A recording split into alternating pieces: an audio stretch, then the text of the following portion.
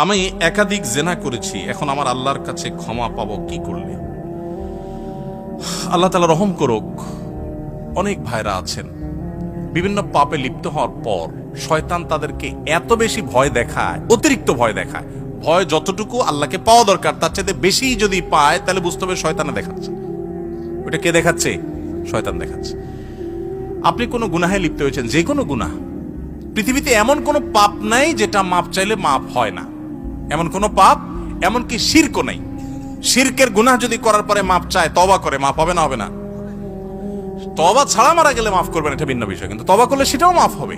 তাহলে বোঝা গেল জেনা ব্যভিচার হয়ে গেছে, অন্য কোনো অনাচার হয়ে গেছে, অবশ্যই মাফ করবেন আল্লাহ তাআলা। হ্যাঁ, মানুষের হক নষ্ট করেছেন, যুবক ভাইয়েরা 3-4 বন্ধু মিলে চা দোকানে চা খেতে বসেছেন, বাসে উঠেছেন, গায়ে জোর আছে, বাহুতে শক্তি আছে।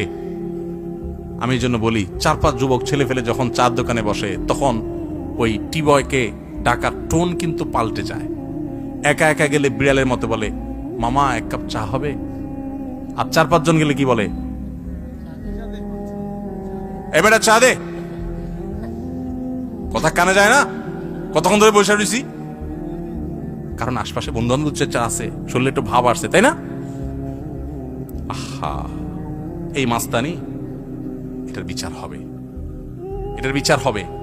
দুনিয়াতে সে বেচারা বিচার পাবে না, কিয়ামতে বিচার। বুড়া বয়লে আপনি হাজী সাহেব হয়ে গেলেন, মাগার ওই যৌবনকালে যে মাস্তানি করে আসছেন, গুন্ডামি করে আসছেন, তার বিচার আল্লাহ করবেন। So be careful. এই যৌবনকে পাগলামি করে নষ্ট করবেন না, ঠিক আছে তো? ইনশাআল্লাহ যে কোনো অন্যায় করে আল্লাহ কাছে মাফ চাইলে মাফ করবেন, কিন্তু মানুষকে ওই যে ধাক্কা দিয়েছেন, গালি দিয়েছেন, অধিকার নষ্ট করেছেন, হক মেরেছেন, এগুলো কিন্তু আল্লাহ মাফ করবেন না, সাবধান। এই জন্য নবী করিম সাল্লাল্লাহু আলাইহি ওয়াসাল্লাম বলেছেন, সেদিন আসার আগে মাফ চেয়ে নাও, যেদিন কেউ কাউকে ছাড় দিবে না, কেউ কাউকে ছাড় দিবে না। গালি দিয়েছেন, রিকশাওয়ালা ভাড়া দেন নাই, চুন থেকে নুন খসছে, কথা থেকে কথা বাড়ছে, তর্ক হয়ে গেছে, যাবাটা দিলাম না, কি করতে পারবি কর, চলে আসছেন। এটার ছাড় কিয়ামতের দিন হবে না। নবী সাল্লাল্লাহু আলাইহি ওয়াসাল্লাম বলেছেন, দুনিয়া থাকতে এগুলা মিটমাট করো, এই মামলা নিষ্পত্তি করো, তার হাত পায়ে ধরে মাপ চেয়ে এটাকে শেষ করে যাও। কিয়ামতের ময়দানে কেউ কাউকে ছাড়বে না। অন্য কোনো অন্যায় করেছেন, জেনা হয়ে গেছে, আল্লাহর কাছে মাপ চাইছেন, তওবা করছেন, লজ্জিত হয়েছেন, আর কখনো করেন না, ফিরে আসছেন, ইনশাআল্লাহ মাফ করবেন আল্লাহ তাআলা। আল্লাহ বলেছেন, লা তাকনাতু মির রাহমাতিল্লাহ, আল্লাহর রহমত থেকে নিরাশ হইও না। ইন্নাল্লাহা ইয়াগফিরুয যুনুবা জামিআ, আল্লাহ সব গুনাহ মাফ করে দিবেন। অতএব জেনা করলেও আল্লাহ তাআলা কি করবেন? মাফ।